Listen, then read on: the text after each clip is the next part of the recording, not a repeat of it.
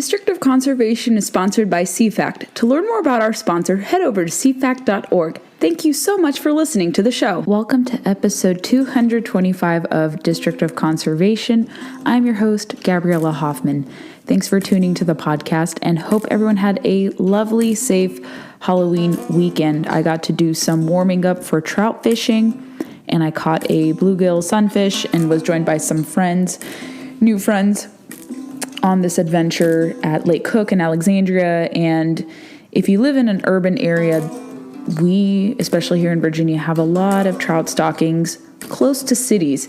And this is a great little spot close to my house, where I live in the Alexandria Fairfax County region. So I figured we'd do some testing there and see our luck, and all of us got fish, which was great. And then hopefully in the coming days, we will see urban spots stocked with trout. All over Virginia, they have been stocking different rivers and lakes with trout, and that's a great, robust program made possible because of the excise taxes we pay through licenses. So buying a license goes back to these trout stocking programs. So I encourage you to do that. That's one thing I want to urge you. And if you still have not voted in Virginia's gubernatorial election, like I have, I voted early because I am in Texas today for the next few days to give a talk at University of Texas, San Antonio. Be sure to vote during Election Day tomorrow. And I encourage you to vote for Youngkin and the Republican ticket, as I laid out last week. Go learn about the different positions between McAuliffe and Youngkin, and it's pretty clear, even with some murky details, who is the better pick of the two for true conservationists here in Virginia. Normally, I don't try to weigh in and give my personal opinion on election stuff, but this is a very critical election, will determine the future of Virginia, and I think our sporting heritage will be under attack if McAuliffe were to get a second term. And we would have an erosion of gun rights, and we would pursue a preservationist energy and environmental path, I think, going forward. So it's pretty clear on these conservation issues that Youngkin and his ticket are the better pick of the two, but that's my opinion of it. But I will talk about my forthcoming talk at UT San Antonio, the gray wolf delisting update in Wisconsin, and a really cool story from our friends at GoWild about them winning an auction to name a new crayfish in Kentucky. So listen for these stories. Today, I chart off to San Antonio, Texas to give a talk at University of Texas, San Antonio. I'm really excited to be giving a speech in person. I've done a lot of remote speeches and lectures recently, but it's good to finally go back out into real spaces and to meet and interact with people. And this is a topic I'm super excited for. I'm giving a talk at the Young Americans for Freedom General Meeting on campus, which is a conservative group to talk about the intersection of guns and the environment. I believe the event is only open to students, so I will do my best to bring some pictures. I don't know if we'll be able to record some of my remarks, but I'm going to be largely talking about, if you guys want a preview as to what I'll be talking about, and you can infer from the pictures, hopefully, that I followed through with talking about this. But they had asked me, this group, to speak about the intersection of guns and the environment, and there's actually a connection. Although the Second Amendment does not guarantee your right to hunt, and there are separate right to hunt and fish amendments, which enshrine individual states' ability to guarantee their residents the right to hunt and fish, which we have here in Virginia, and I think 20 some odd other states, as I talked about before. But the Second Amendment, like I said, does not guarantee hunting, and the Second Amendment is not about hunting, but there is a connection made possible by guns and ammunition because of a law called the Pittman-Robertson Act of 1937, which I've gone into detail for here on the podcast and in many of my musings whenever I've done a lot of reporting on this issue with people I've brought onto the podcast, things of that sort. And that law makes it so that people who purchase firearms, licenses, tackle, archery, and similar gear, you're going to have a portion of those purchases be collected as excise taxes that are then collected by the Department of Interior into the Sport Wildlife Fund, and there's a more formal name to it. And then that fund is dispersed by the Fish and Wildlife Service, which is also under the umbrella of Department of Interior, to the 50 states based upon numbers of hunters, licenses, and other criteria.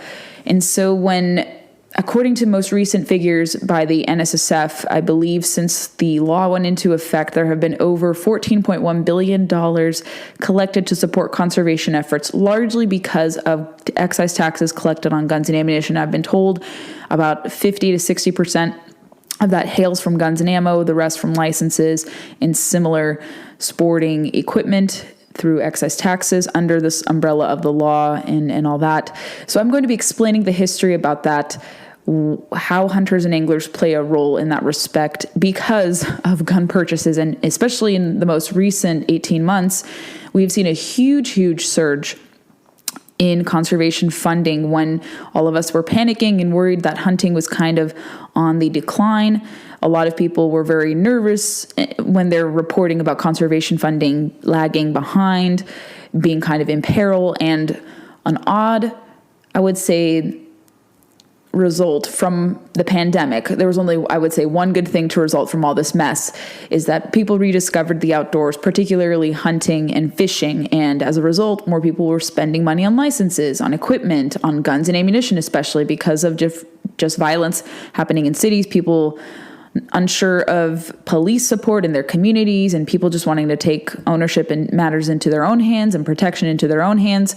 So you saw a lot of people purchase guns and ammo, and as a result of that, there's a high demand, a lot of shortages, and there's a lot of backlog with respect to that, and a lot of those monies.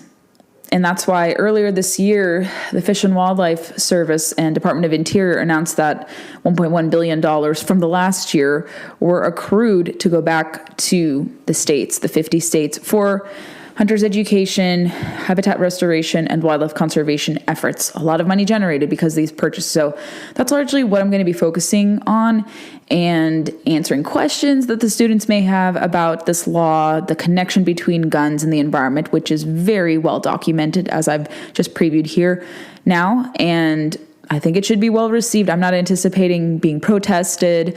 I'm pretty academic when I deliver lectures, and I try to be funny and informative. So there's really nothing to protest unless you really revile guns and just are very opposed to hunting. But I don't think we're going to have that. So I'm looking forward to that and talking to the students and enjoying a little bit of Texas away from Election Day. That'll be at 7 p.m. Central Time, so 8 o'clock Eastern. So I will let you know if we are able to broadcast it. Thank you to Young Voices also, which is where I have my contributorship to for arranging this, and then also my former workplace Leadership Institute for making this speech possible, and also Lindy and her YAF chapter for hosting me. So thank you all for the support. And okay, something I forgot to talk about, but it just had been ruled, and I wrote a column about this at the Washington Examiner about how President Biden's administration is not following the science on wolf hunting.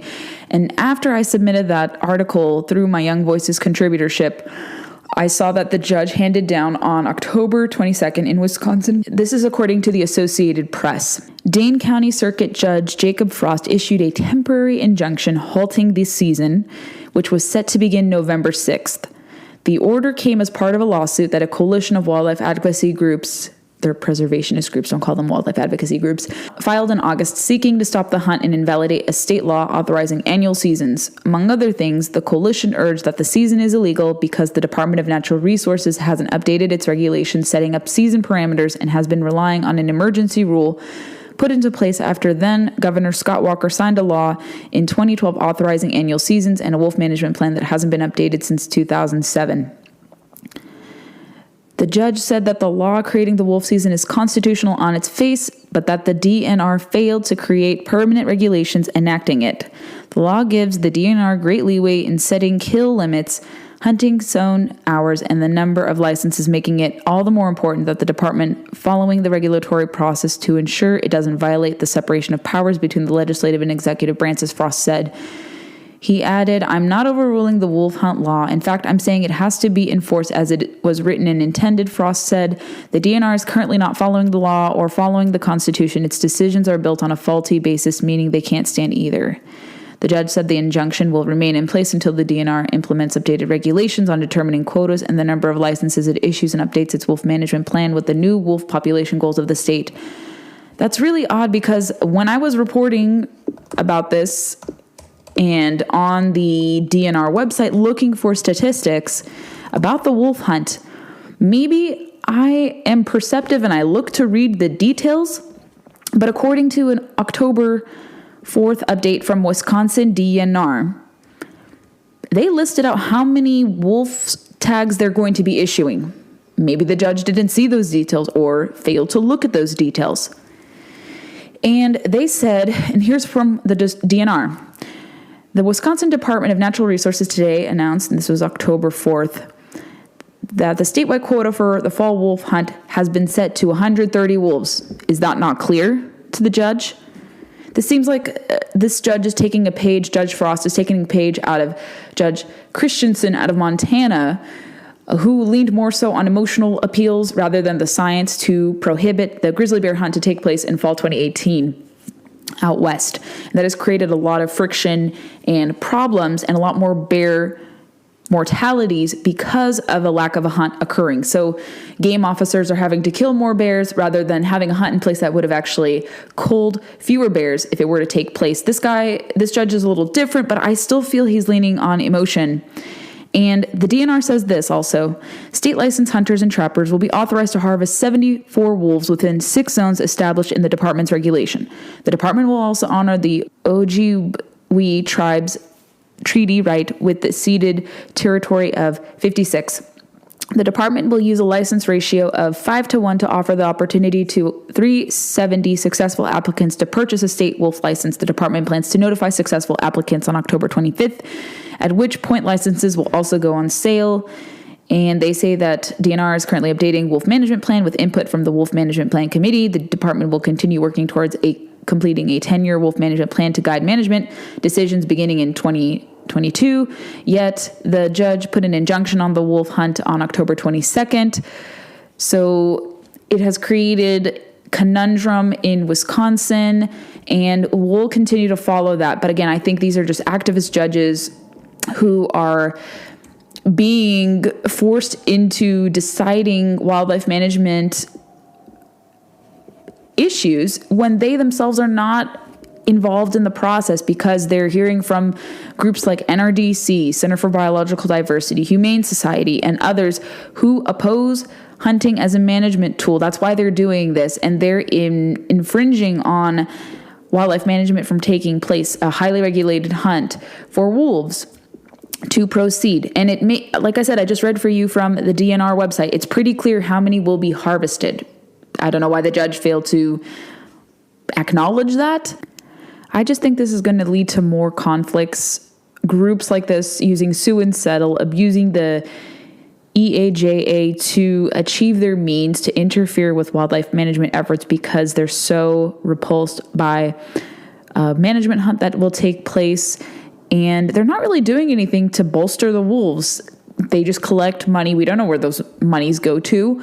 You never see how that is helped. They want to hinder the Endangered Species Act from working as intended. That's what I talked about in my Washington Examiner piece. And they say under Section 4 of the law that once a species has fully recovered, as the gray wolf was determined to be recovered under both Republican and Democratic administrations, if you're not carrying out the law, you're interfering with science. And these people love to talk about being for science. They're based in science, but they don't like to follow the science on gray wolves. And that was something I largely focused on in this column. And that's what I'm seeing playing out with this judge's ruling too, largely. And we need to hear from people in Wisconsin. I think they know what's best. They are faithfully and carefully executing this hunt, but now that there's an injunction, they won't be able to. But I think they should be trusted as local stakeholders who are familiar with the wolves and interacting with them, what to do. And I don't think these activist groups should be trying to interfere in the process. And it's so frustrating. And the fact that we're not seeing true conservation play out and it's getting stalled by efforts like this, it's disconcerting. And so I don't know what remedy there's going to be. Hunting organizations, other true conservationists have to band together to repel this. And I hope the Wisconsin DNR is able to carry out the hunt, because if there's no hunt, there's going to be a lot of conflicts, wolf-human conflicts, wolf-ungulate conflicts. And I think people just don't take into account that wolves reproduce really quickly. very successfully. They're really resilient. And if there's no management system in place, nature takes its course and it leads to chaos. I think that's what is being missed in this discussion. So we will keep tabs on the wolf hunt in Wisconsin, about delisting efforts, and just check out my article if you want more context. Something more lighthearted and really cool. And this is from a local news site, WHAS 11 in Kentucky, probably, I think, outside of Louisville in the market there. And it's titled, Louisville Company Names New Species of Kentucky Crayfish. The species named GoWild is considered endangered, having only been seen in parts of Jefferson, Billett, and Meade counties. After a historic bid at the 2020 Kentucky Wild Auction, GoWild Alpha, and you guys have heard from Brad Luttrell here on the podcast before, and he's someone I've known for a few years, also a fellow board member of POMA. And his tech company has been really neat trying to tap into the outdoor market, especially in wake of censorship concerns. And they've really built a great thing. I recommend you join. It's free to join, accessible through your mobile phone or your desktop. And they won naming rights for a newly discovered crayfish species as the top bidder. It was recently announced that the Louisville-based outdoors company selected GoWild as the official common name of the species. And one of the Kentucky Game and Fish representatives said, quote, "I can't think of a better partner in this effort than the folks of GoWild." He said, "The GoWild crayfish species discovered by Couch in 2006 is considered endangered and has only been found in streams in parts of 3 counties. While Kentucky Fish and Wildlife will determine the species' scientific name, this was the first time in Kentucky history that the naming rights to a state native species became available for public bid. Quote, conservation is important to our company, and this was a really fun way to support those who are protecting our wildlands and wildlife while also raising awareness of the platform," said GoWild Alpha CEO Brad Luttrell. "Our mission is to unload the gate to the outdoors. In other words, we want to make everyone a little GoWild." GoWild was formed in 2017 and hosts a social media platform geared towards connecting outdoor enthusiasts and sharing their experiences. And I think this is the first time Brad had said on LinkedIn that a tech company has had the naming rights to a species. So pretty cool for them to do this. If you wanted a little positive story to end, you're listening to the podcast to end this episode. A great way to end the episode, something positive and kind of cool for conservation with the intersection of tech and wildlife conservation. This is the story to end, I think, today's podcast. Thank you for listening to the show. I hope you enjoyed this episode. Make sure you're following us on your preferred podcast player. We like to recommend Apple Podcasts because Apple is where most of our listenership hails from. So if you head over to Apple, subscribe, comb through some episodes, and leave us reviews, we'd be more than appreciative of your support in that manner. Follow us on Facebook, Instagram, and Twitter to never miss a beat nor a guest announcement. And you can connect with me personally on my social media feeds. All of the Facebook, Twitter, and Instagram links that I have are all denoted by blue check marks. Really easy to find me, so engage with me there. I'd love to hear your thoughts. If you want to recommend yourself for the show as a prospective guest, I'm all ears to hear and sift through different inquiries. I get a lot of requests, and my schedule is also quite busy, so you'll see guests come from me, but like I said, I'm always open to different guests coming on the show. Thanks for listening, and stay tuned for tomorrow's episode.